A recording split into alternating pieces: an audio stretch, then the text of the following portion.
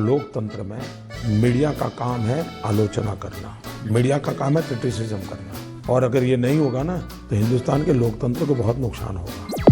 जबकि भारत के प्रधानमंत्री नरेंद्र मोदी अपने देश को दुनिया का सबसे अग्रणी मुल्क बनते हुए देखना चाहते हैं। क्या बात कर रहे हैं? देते हैं तो हम उससे बड़ा खेल कर सकते हैं, हम उनको क्या क्या नहीं देते, वो आपको अपने आप करना पड़ता है। Hello and welcome back to my channel guys. आज के टाइम पे इंडियन मीडिया का हाल बिल्कुल ही खराब है। मीडिया जो कि डेमोक्रेसी का फोर्थ पिलर माना जाता है, उसका काम आज के समय में सिर्फ झूठ और प्रोपेगेंडा फैलाने तक सीमित हो चुका है। जिस मीडिया को देश की आवाज उठानी चाहिए, वो खुद ही एक पार्टी को फेवर करने के लिए उसके हर गलत डिसीजन पर सवाल उठाने की जगह उस पे पर्दे डालने का काम कर रहा है। आइए इस वीडियो में देखते हैं दलाल मीडिया की दलाली। उससे पहले अगर आप मेरे चैनल पे नए हो तो चैनल को सब्सक्राइब करें और मेरे हर अपडेट आपको मिले, इसके लिए बेल आइकन जरूर दबाइएगा।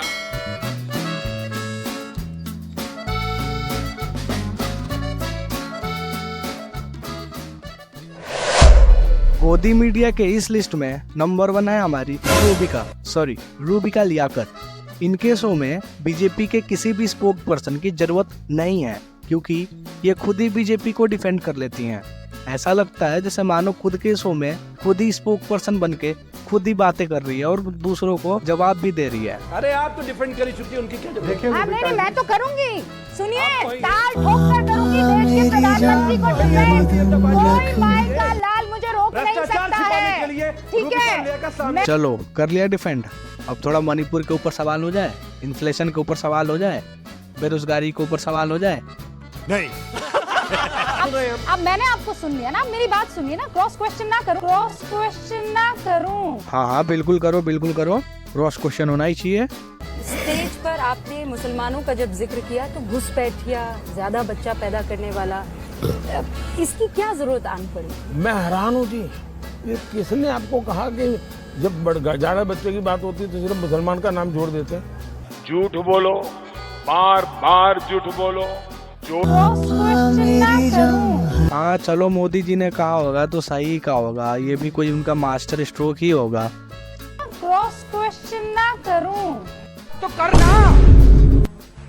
परेशान हो गए हम लोग 2.5 साल से, ये भी परेशान हो गए, हम भी परेशान हो गए, करो फिर।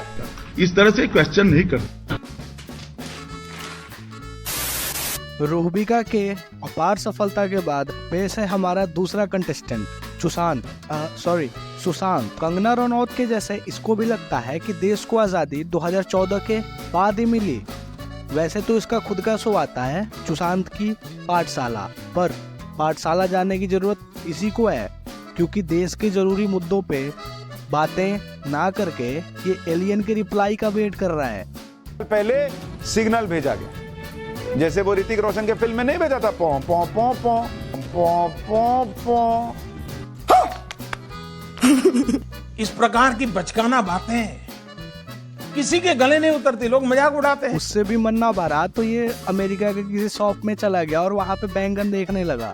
चीज यहाँ कुछ मुझे डबल साइज की लगी। ये बैंगन जो है, ये तो हमारे यहाँ वो जो चूल्हा है उस पे आएगा ही नहीं। अरे देवा, ये गड़बड़ है बाबा। लिखा हुआ है, अगर आप एक खरीदेंगे 2 खरीदेंगे। तो मतलब आप कह रही हैं कि जो एक गोभी $1.5 की आती थी वो ऑलमोस्ट डबल हो गई, अब $3 की हो गई है। तो आप इससे अंदाजा लगाइए। और मुझे लगता है भारत में जो गोभी है वो हालांकि वो ठंड के सीजन में ज्यादा आती है, लेकिन मेरे ख्याल से सस्ती हुई है, महंगी तो नहीं हुई है। थोड़ा और आगे बढ़ते हैं। अच्छा, ये देखिए आम भी दिख रहा है यहाँ पे। और वहाँ से इंडिया के महंगाई को कंपेयर करने लगा। अब इस बेवकूफ को कोई कैसे समझाए कि इंडिया का पर कैपिटा इनकम और अमेरिका के पर कैपिटा इनकम में जमीन आसमान का फर्क है। 19-20 का ही तो फर्क है बस। Yes, good. 19-20 का फर्क है, 19-20 का फर्क है। 19 तन आ रहा है सालों से, पीढ़ियों से जो लोग कांग्रेसी रहे, वो अब राहुल गांधी को पूछते हैं कि कहां से सोचकर सुनकर बोलते हैं। और नरेंद्र मोदी का काम पसंद है आप लोगों। दलाली के क्या कहने इसके, मतलब कुछ भी हो, पापा को बचाने आ जाता है तुरंत। ऑपोजिशन के बारे में पूरे दिन उल्टे सीधे ट्वीट करेगा, लेकिन मजाल है कि नीट जैसे मुद्दों पे सरकार से सवाल पूछ ले मजाला है कि मणिपुर और महंगाई, अनएम्प्लॉयमेंट जैसे मुद्दों पे सवाल पूछ ले। ना ना ना। पियोगे पेट्रोल, क्या करोगे? जनता को आप मूर्ख समझना बंद कर दीजिए। नहीं। इसके बाद आता है हमारा गुल्लू। गुल्लू वैसे तो बहुत क्यूट सा दिखता है, और कहते हैं ना, कभी आंखों देखी चीजें भी गलत हो जाती हैं। ये एक अव्वल दर्जे का दलाल है। ये मोदी जी से पूछता है कि क्या आपका कोई BFF है? जाती है, आपका कोई बेस्ट फ्रेंड है? नरेंद्र मोदी का कोई बेस्ट फ्रेंड है? BFF, best friend forever. वाह रे गुल्लू, इतने टफ क्वेश्चन पूछ कैसे लेता है तू? मैं हैरान हूँ जी। बेवजह बस किसी न्यूज को चिल्ला चिल्ला कर बताता है, पर कभी देश के जरूरी मुद्दों पर सरकार को सवाल नहीं करता। बड़ी खबर ये है कि करण जौहर से पूछताछ हो सकती है। इस समय की बड़ी खबर ये है कि करण जौहर, अरे कौन भौंक रहा है ये बदतमीज? सबसे बड़े भक्त माने गए हैं महावीर यानी हनुमान जी, और बजरंग बली से बड़ा भक्त हनुमान जी का कोई नहीं।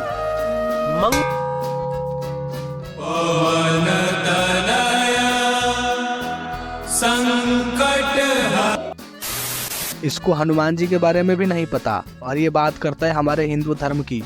और तो और यहाँ किसी की भावनाएं आहत नहीं हुई, क्योंकि ये बीजेपी से है ना। अगर इसके जगह पे कोई और होता तो ट्विटर पे बॉयकॉट खेलने लग जाते। अच्छा, हमको सिखा रही है। असल में ये सारे हिंदू धर्म को इस्तेमाल करते हैं बस TRP और सीट्स के लिए। इन्हें कोई मतलब नहीं है हिंदू धर्म से। अब कुछ अंध सपोर्टर उठ के आएंगे और कहेंगे कि मोदी ने बहुत कुछ किया है हिंदुओं के लिए।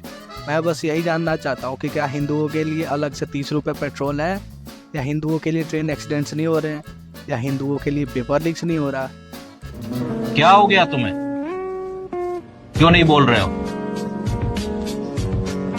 कुछ तो बोलो, कुछ तो बोलो भाई। और ये गोदी मीडिया इन सब चीजों का अकाउंटेबिलिटी कभी नहीं मांगेगा सरकार से। जितना फोकस इनका वो सारा हिंदू मुस्लिम करके जनता को मेन मुद्दों से भटकाने पर ही है। अरे कहना क्या चाहते हो? गोदी मीडिया और पत्रकारिता के नाम पर एंकरों ने इस देश की राजनीति और पत्रकारिता को बर्बाद कर दिया।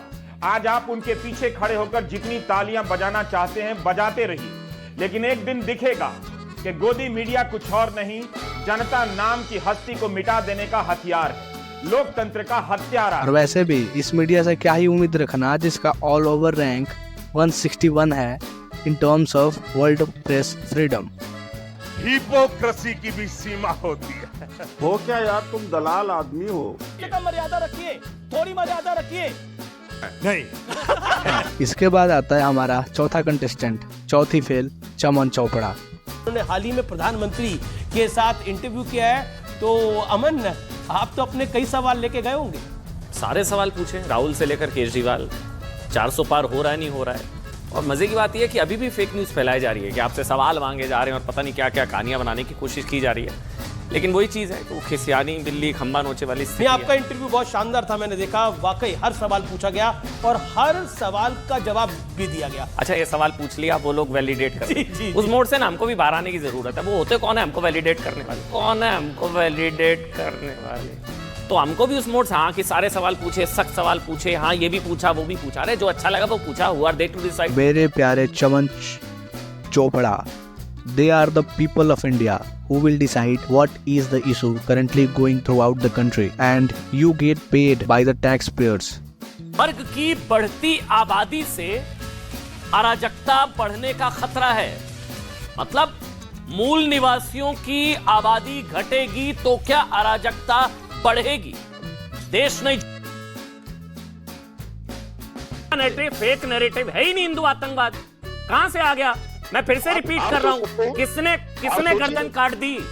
किसने गर्दन काट दी? आप सोचिए ना, किसने कमर में जो है फिनाइल बेल्ट लगाकर उड़ा दिया? भाई यहाँ पे क्या हो रहा है? भाई यहाँ पे क्या हो रहा है? भाई टीवी पे बैठ के पूरे दिन हिंदू मुस्लिम का प्रोपेगेंडा चलाता है, लेकिन कभी भी जरूरी मुद्दों पे सरकार से सवाल नहीं पूछता। हमारे यहाँ ऐसा ही होता है। मगर क्यों? मोदी है तो मुमकिन है। अंगेन घात्रम नयने वक्त्रम न्यायेन राज्यम लवणेन भोज्यम। समझ रहे हो? समझ रहे हो? समझ रहे हो ना। आज के करेंट टाइम पे गोदी मीडिया की कोई भी क्रेडिबिलिटी नहीं बची, और अगर आपको ऐसा नहीं लगता है तो बड़े अफसोस की बात है, मुझे कहना पड़ रहा है कि आपका ब्रेन वॉश हो चुका है। खैर ये सब तो चलता रहेगा, मिलते हैं एपिसोड 2 में। अगर आपको वीडियो अच्छी लगी हो तो लाइक करो, शेयर कर दो अपने दोस्तों के साथ और जोर से बोलो, जिंदगी में चलना है तो वरना अच्छी तरह चल, नहीं तो ऐसा सबक सिखाऊंगा कि दुनिया को मुंह दिखाने का लायक नहीं रहोगे। जल्दी मिलते हैं नए वीडियो के साथ, तब तक के लिए अपना ख्याल रखें। जय हिंद।